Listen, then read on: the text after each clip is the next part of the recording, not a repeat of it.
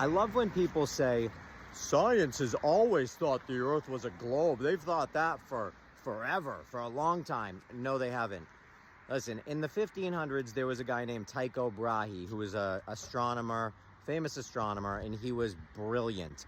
He was known for being able to look up at the stars and map them out, just using observation and his brain. What happened was, during the Renaissance period, this man, Tycho Brahe, he was the most accurate person at mapping out the stars, to the point where the kings were using him to do it, the queens, all the fancy top elite members of society were using this guy, Tycho Brahe, to map out the universe and the stars and all of the planets, what we call planets, which are wandering stars. You know, all of the stars that we see rotate around us, and the planets typically wander in the opposite direction. They're called wandering stars.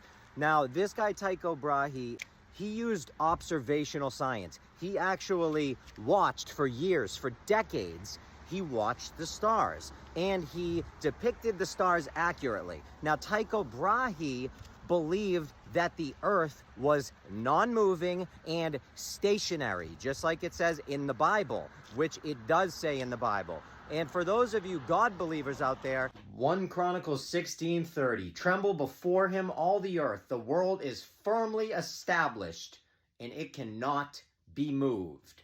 He sits enthroned above the circle of the earth, and its people are like grasshoppers. He stretches out the heavens like a canopy and spreads them out like a tent to live in. There are so many quotes in the Bible that describe the earth as a non-rotating flat plane. And yes, I said flat because even in that quote, it says a circle, and a circle is two-dimensional, and two-dimensional is flat. A table is a circle. It says it's stationary. So if we all believe in God, we should believe in God's word, but that's a whole nother topic for another day. Now, Tycho Brahe believed that the Earth was a stationary, non-rotating plane. He believed the Earth was far too massive and sluggish to ever move, especially move consistently throughout the galaxy. What ended up happening with him is he had an assistant, and his assistant's name was Kepler. Now, Kepler took all of Tycho Brahe's amazing ideas in observation, and he twisted them and started lying about them. Kepler used mathematics to make scientific discoveries, not observation.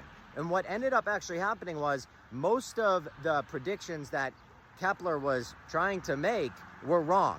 Almost all of them were wrong. No, they weren't even close, because he was trying to use mathematics to solve problems that you need to solve using observation and logic. It's funny to me when people say, oh, nobody believed that the earth was flat. No, that's wrong, actually. People did. And flat earth was taught in high school, even in the 1900s. I've met people that were taught this stuff in high school. A woman, she's like 90 years old. She was taught that in Connecticut.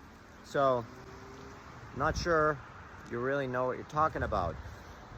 If you don't, believe anything I'm talking about, look this guy up, Tycho Brahe. Very interesting, amazing observer, and that's what we need to be doing. We need to observe, because just the names of things, the Tropic of Cancer and Capricorn, we're not in that anymore, so it shouldn't be that anymore.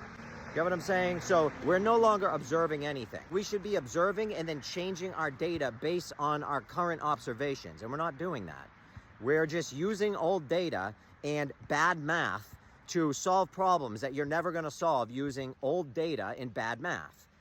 You get what I'm saying? But again, this is for your entertainment, and I'm just a wild old crazy conspiracy theorist, so it doesn't really matter anyway. Love you all.